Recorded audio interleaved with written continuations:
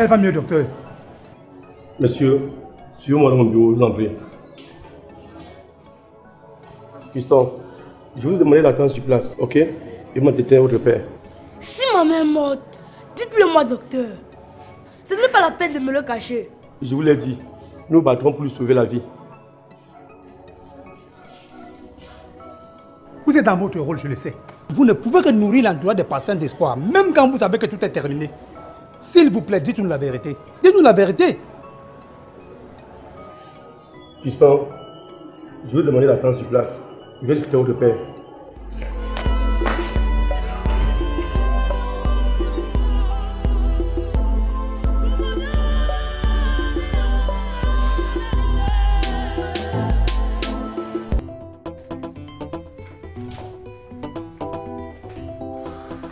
Tu es contente de m'avoir ridiculisé, non?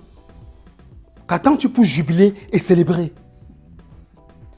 Je suis embarrassée et même gênée d'avoir découvert le lieu où Dikos et toi, vous pratiquez allègrement l'adultère. Mais comment veux-tu guérir d'un mal que tu te plais à ressasser? Tu sais très bien donner des leçons. Même quand dans la mise en application de ces leçons, tu es toi-même le contre-exemple à éviter systématiquement.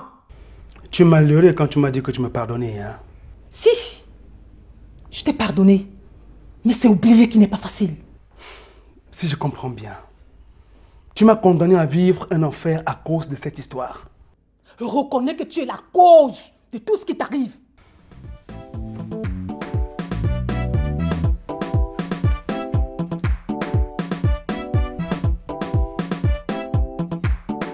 Votre épouse a un souci avec sa tête. Nous devons lui faire un scanner. Je tiens à vous faire une petite précision, docteur. Il ne s'agit pas de son épouse. La femme dont vous parlez est ma mère. C'est pas le moment de faire la polémique, fiston. Hein? Qu'elle soit mon épouse ou non, le plus important à ce moment, c'est de sauver la vie de Dikoso. S'il te plaît, calme-toi. Cette discussion m'agace. Vous vous rendez même compte que nous courons vers le pire. Si rien n'est fait dans les meilleurs délais. Vous avez raison, docteur. Déjà, elle a la caisse pour acquitter des frais nécessaires. Jeune homme, ce monsieur, il est ton père? Non. Il est marié à une autre femme. Ce qu'il fait depuis que votre maman est arrivée dans nos locaux est admirable. Calme-toi, ça va aller.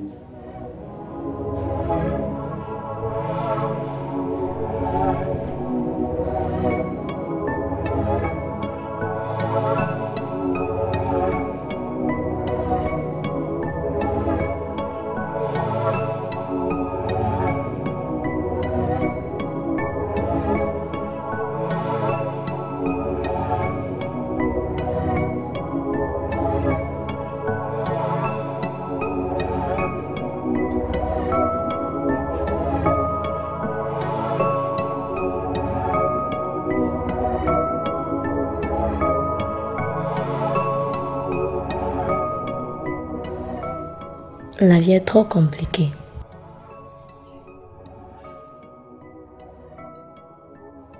C'est sans doute ce que tu es en train de te dire en ce moment, papa. C'est moi qui ai davantage compliqué la mienne. Tu t'es montré spécialement furieux envers moi, papa, à cause de ce garçon de pote.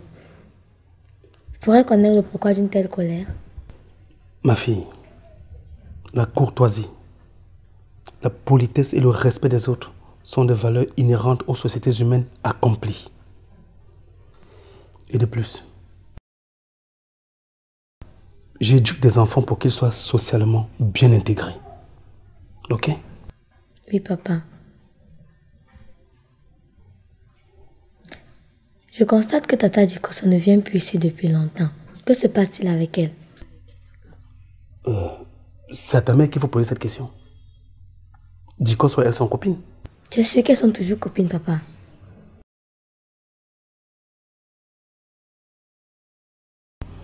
Ma fille. Oui, papa. Ce qui se trouve dans tes cahiers est plus important pour toi que les réponses aux questions que tu me poses. Va étudier, ok?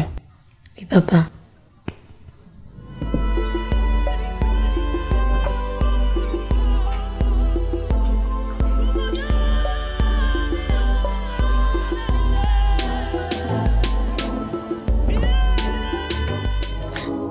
Lève-toi, maman. Mets-toi debout, on rentre à la maison. Tu es tout pour moi. Je sais que tu es sorti de cet état et que tu vas guérir. Mets-toi debout, on rentre à la maison, maman.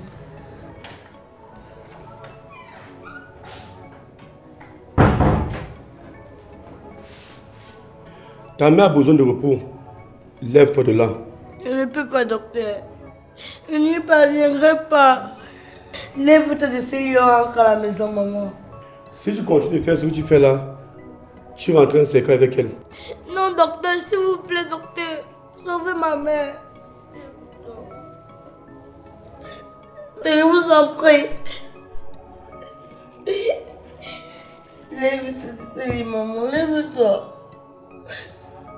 Lève-toi.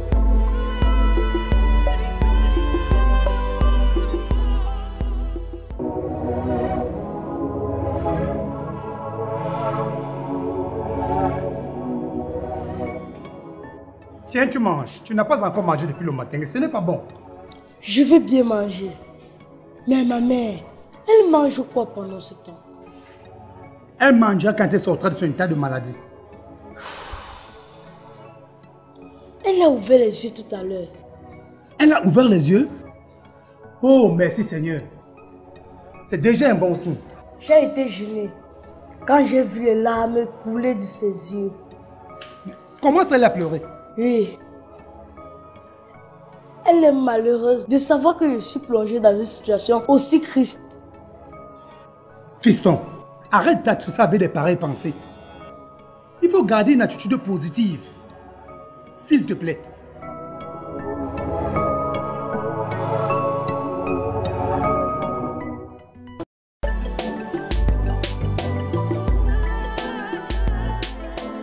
Fiston, retourne à la maison prendre un bain et te reposer. Tu reviendras le soir prendre la relève pendant que moi je vais aller dormir chez moi. Je suis très reconnaissant pour tout ce que tu as fait pour ma mère et moi. Va retrouver ta famille. Ne laisse pas cette situation affecter ton foyer. Ne te fais pas de soucis pour ça. Mon épouse est ta seconde mère. Elle serait d'ailleurs ici dans un instant. Rentre à la maison te reposer, c'est nécessaire pour toi. C'est quoi? Y a-t-il un problème? Non, rien. Ok. Comme tu ne veux pas aller te reposer, je te rappelle que ta seconde mère serait là d'un moment à l'autre. Moi, je vais aller me nettoyer.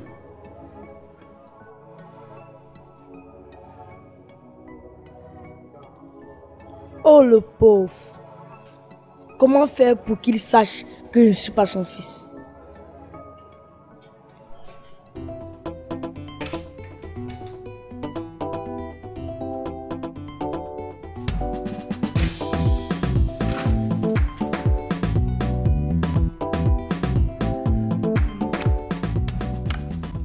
Tiens là. Oh, quel bon vent t'amène chez moi. Les occasions comme celle-ci sont rarissimes. Invite-moi au moins à m'asseoir.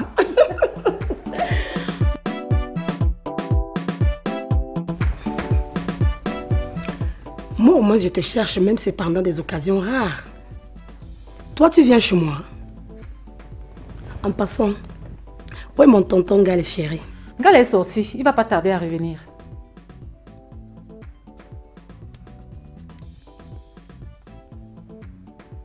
Je constate que rien n'a changé dans cette maison. C'est peut-être la preuve que nous n'avançons pas suffisamment.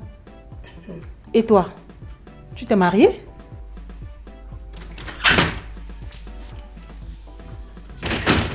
Comment va-t-elle se marier quand elle se plaît à être la maîtresse des hommes mariés?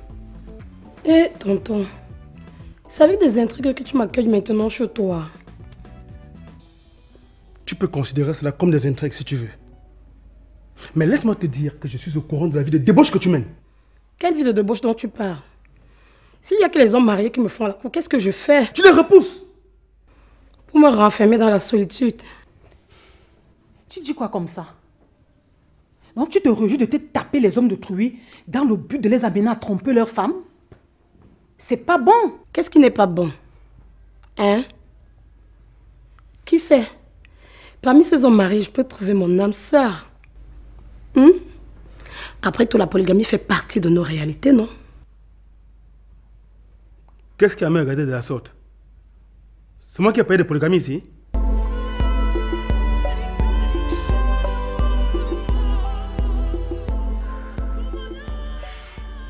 Ma belle sœur chérie, tu m'offres rien à boire.